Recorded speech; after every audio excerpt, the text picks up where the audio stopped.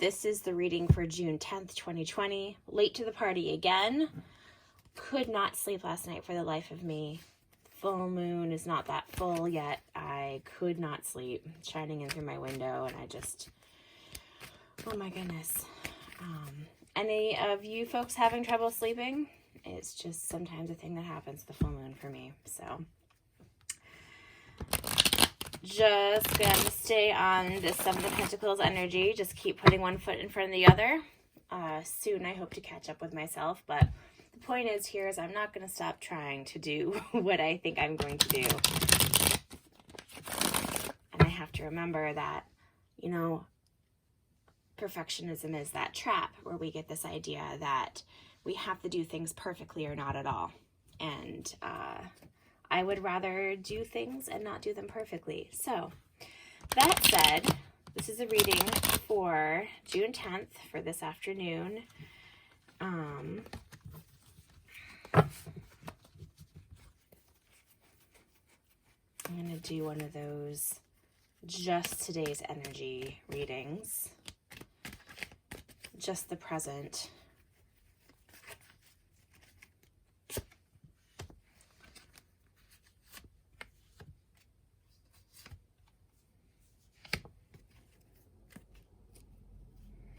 All right, just the present. Well, we have the Hermit, the Ace of Swords, the Three of Cups reversed, and the Four of Cups on the bottom of the deck.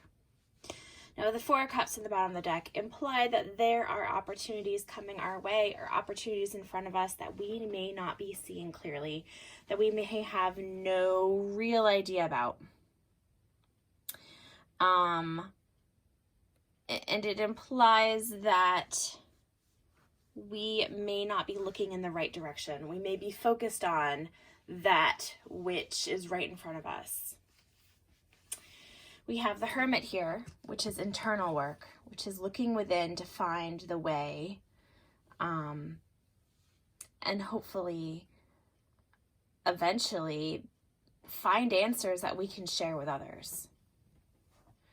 We have the Ace of Swords here, which is new beginnings. You know, we've had endings, we've had the Ace of Swords reversed, and now we have beginnings, which follows that. The Ace of Swords can represent courage and forthrightness and mental acuity, and if we feed this energy, this will serve us. We can choose to ignore it, but I don't personally plan to ignore it. And then we have the Three of Cups reversed here, which can be like a loss of community or a loss of friendship. But what I'm really getting here is that we're going to start to see how the Three Cups that we're focused on it's not the path that we want to go. It's not the opportunity that we want. It's that this direction is not the way that's going to bring us love, happiness, friendship. Starting to see what is not right for us. So maybe then we can start to see what is right for us. I'm going to draw a Wild Unknown Archetype card. I've been doing that a lot.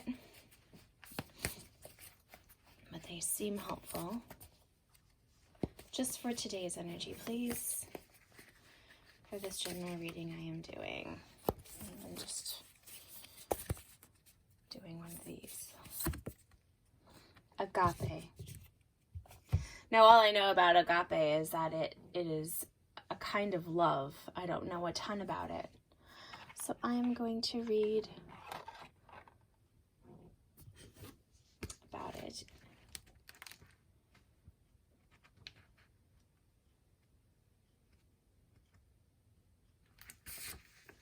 I have to say these cards are very good for my work with Roman numerals. Nope, I'm still a little dyslexic though.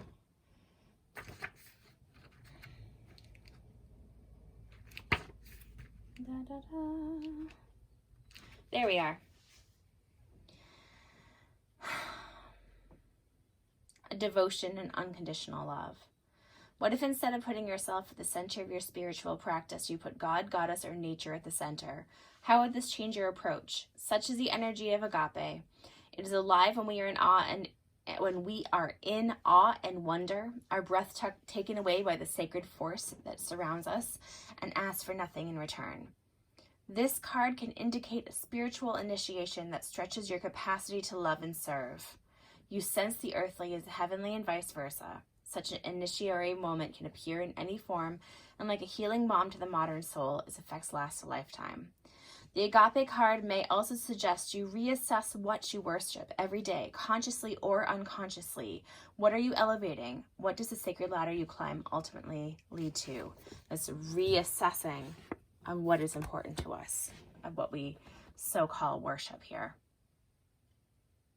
These three are not where our focus should be. This one right here, the one that's coming in that we're not necessarily seeing. And I think that we are going to start seeing the truth surrounding us by this process of the Hermit, by this process. You know, these are very related here. So I know this is a shorter message than normal, but I think it is a very clear one.